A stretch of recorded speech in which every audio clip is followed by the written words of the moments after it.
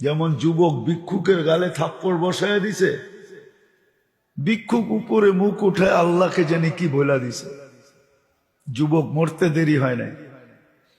দুনিয়া জিজ্ঞাসা করছে এটা কি করলা, তো বলছে কিছুই তো করি নাই, শুধু প্রেমের খেলা হয়ে গেল, আমি কিছু করি নাই। খেলা যা দেখতেছো এটা প্রেমের। বলছে প্রেমের খেলার অর্থ? বলছে ওর প্রেমিকার গায়ে আমার পায়ের কাদা লাগছে, ও পানি দিয়ে একটু ধুয়া ফেললেই পারতো, ও সইতে পারে না, আমার বৃদ্ধ গালে থাপ্পড় বসায় দিছে। আমাকেও একজন ভালোবাসে, উনিও সইতে পারে না, উনি সাথে সাথে প্রতিশোধ নিয়ে নিছে। তো গ্রহণযোগ্যতা এরকম আসে। যোগ্যতাগুলো এই জন্যই দেওয়া হয়েছিল। মানুষের ভিতরে যে যোগ্যতা, বহুমুখী যোগ্যতা, এটা এই জন্যই ছিল যে দুনিয়ায় যেই কদিন থাকবো ওই কদিন একটু গুছায়া থাকবে, একটু একটু সামান্য একটু গুছায়া থাকবে। যেমন স্টেশনে বয়া থাকে, কিন্তু থাকে নিজের মাল সামানা নিজে গুছায়া নিয়ে থাকে, ঠিক না? কি বলেন? এটাই তো, হ্যাঁ না? পুরো স্টেশন দখল করে থাকে। আল্লাহ বলে দুনিয়ায় যোগ্যতা এই জন্য দিছি যে দুনিয়ায় থাকবে, কিন্তু সামান্য সময়ের জন্য, 60-70 বছরের জন্য একটু গুছায়া থাকবে। বাকি যোগ্যতা এই জন্য দিছি কেননা তার পিছনে চিরদিনের সফলতা।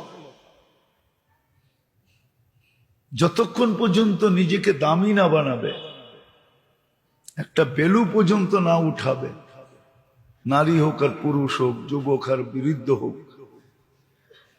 একটা কোয়ালিটি পর্যন্ত যতক্ষণ না উঠাবে ততক্ষণ পর্যন্ত এই চির সফলতা অর্জন করতে পারবে না। যোগ্যতা দিছি চির সফলতাকে অর্জন করার জন্য। আরেক শব্দে যদি বলে, ওই চির সফলতাকে অর্জন করার জন্য যোগ্যতা দিছি। ক্ষেত্র কোনটা? ক্ষেত্র হইল নিজের উপরে লাগাবে। নিজের উপরে লাগায়া নিজের ভিতরে এতটুকু চমক আনবে, চমক, এতটুকু রং আনবে নিজের উপরে। আমরা কিন্তু চেষ্টা করি ভাঙ্গা ভাঙ্গা বুঝানোর জন্য,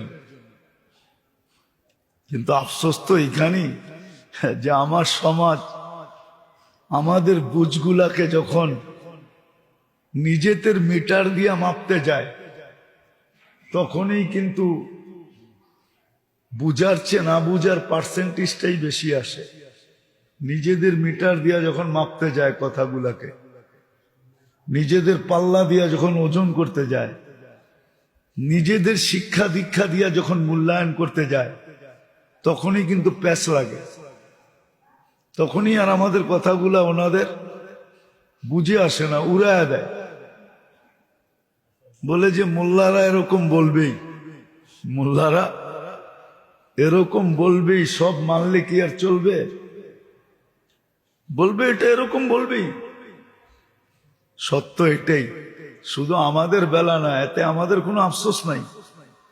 নবীদের বেলাও মানুষ এরকমই বলছে, একবারে মুখের উপরে বলছে। আমাদেরকে তো মুখের উপরে বলে না, একটু পিছিয়ে যায় বলে, কিন্তু নবীদেরকে তো মুখের উপরে বলছে।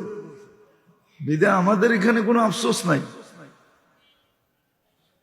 কিন্তু আমরা বুঝাইতে ত্রুটি করতেছি না, ভাঙ্গা ভাঙ্গা বুঝাইতে চাইতেছি।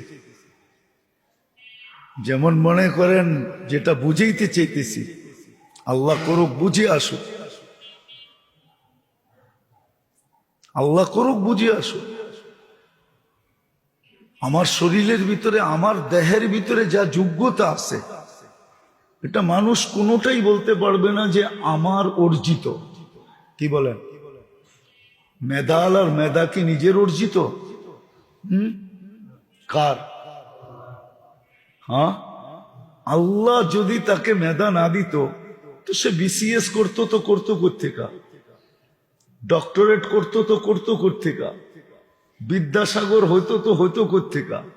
মেধাকে দিছে। এটার ভিতরে যা আছে সব তো আল্লাহ দিছেন।